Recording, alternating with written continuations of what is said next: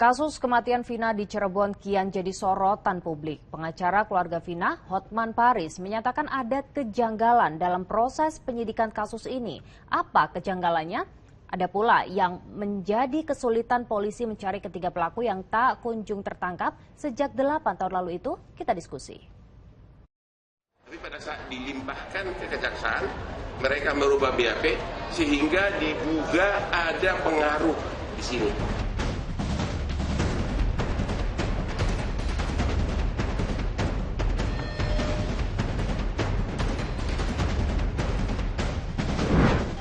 Masih terus hangat dibicarakan kasus kematian Vina di Cirebon kian jadi sorotan publik. Pengacara keluarga Vina, Hotman Paris, menyatakan ada kejanggalan dalam proses penyidikan kasus ini. Apa kejanggalannya dan apa pula yang menjadi kesulitan polisi mencari 3 pelaku yang masih buron?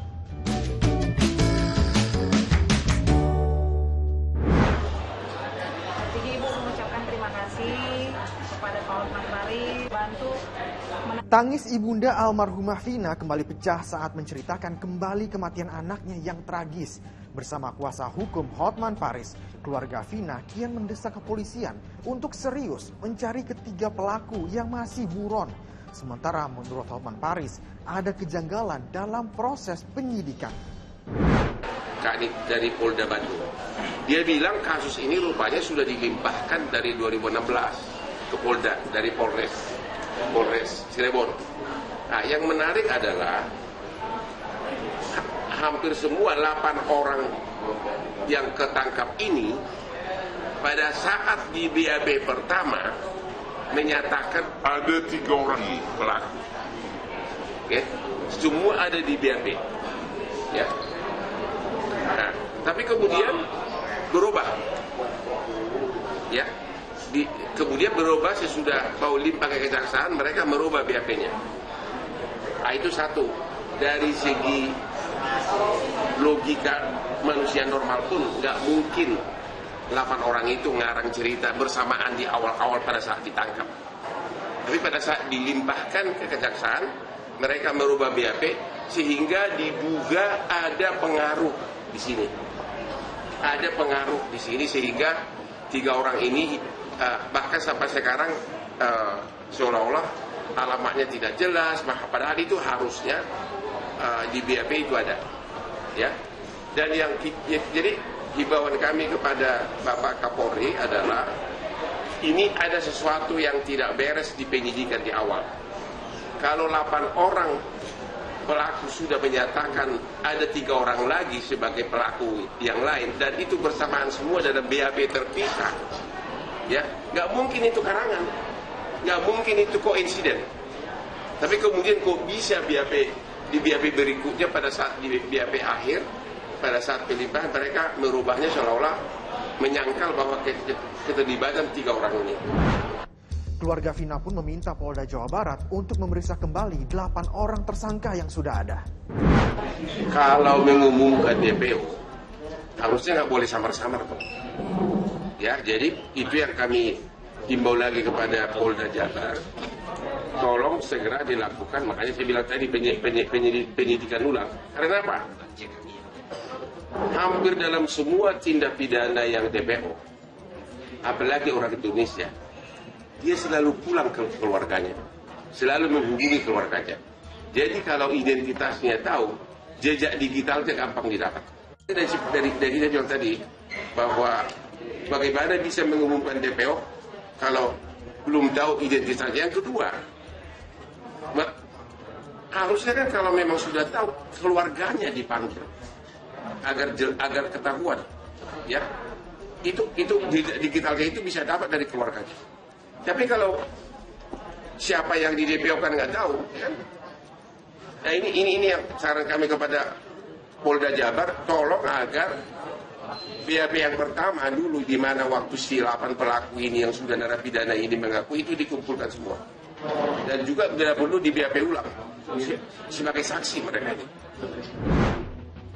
Komisi Kepolisian Nasional menilai perlu ada audit investigasi karena kasus ini sudah lama berlalu. Pendekatan kepada tersangka yang sudah ada juga perlu dilakukan. Ini perlu dievaluasi. Oleh sebab itu, kami menyarankan untuk dilakukan semacam audit investigasi bagaimana penanganan oleh tim penyidik pertama, kedua, ketiga, dan keempat. Pendekatan kepada para pelaku yang lain ini sangat-sangat penting karena mereka lah yang tahu proses mabuknya gimana, siapa saja yang bergabung, siapa saja, meskipun dalam kondisi tidak sadar penuh ya karena mabuk, tapi setidaknya mereka bisa menceritakan. Pertanyaannya adalah, mungkinkah ada tekanan? Mungkinkah ada ancaman dari para pelaku yang 3 ini? Atau mungkin di belakang 3 orang ini ya ada pihak yang bisa menekan. Sehingga para napi ini kemudian diem.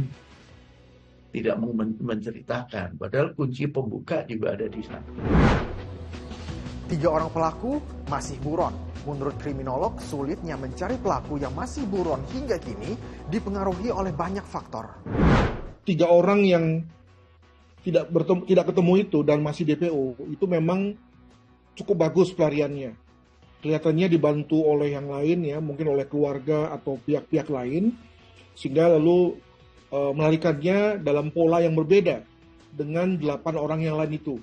Mengapa saya katakan berbeda? Karena sebagai pelaku kejahatan pemula, maka biasanya ketika mereka melarikan diri, bersembunyi itu ada polanya. Nah, ini yang kedua ini terkait dengan bahwa makin lamanya waktu seseorang itu tidak tertangkap, bukannya makin mudah, malah makin sulit. Mengapa?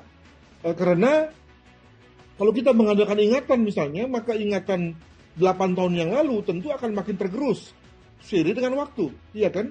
Maka yang pada waktu itu masih anak-anak, masih kelompok-kelompok anak muda begal, sekarang sudah jadi orang dewasa. Sudah jadi pemuda dewasa yang mungkin sekali sulit dikenali. Kalau perlu juga ditengarai tentang kelemahan di kepolisian sendiri.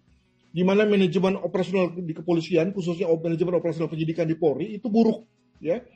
Di mana seiring dengan perjalanan waktu, maka tidak ada lagi yang memegang kendali atas satu kasus. Apalagi ketika pejabat-pejabatnya sudah saling berganti, ya, saling melepaskan tanggung jawab, dan pejabat yang sekarang ada tentu tidak mau ya ketimpaan begitu saja, menanggung beban begitu saja atas sesuatu yang merupakan kesalahan atau kelemahan dari senior-seniornya di masa lalu.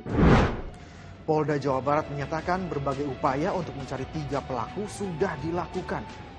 Terkait dengan status DPO terhadap 3 orang lainnya, kami telah melakukan upaya-upaya melakukan pencarian identitas dari 3 orang tersangka yang telah kami keluarkan DPO-nya. Ya, kita ketahui dengan identitas yaitu Saudara Andi, Saudara Dani, Saudara Peggy alias Pero.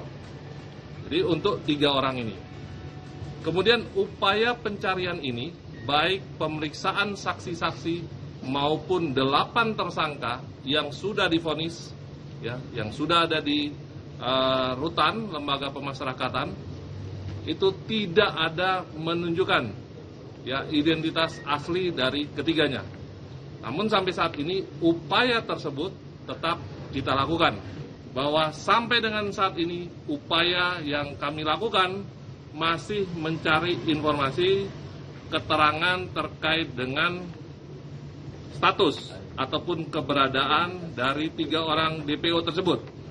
Baik kami menelusuri ya rumah, alamat dari yang bersangkutan, maupun kami mencari jejak sekolah, orang tua, kerabat dari ketiga DPO tersebut.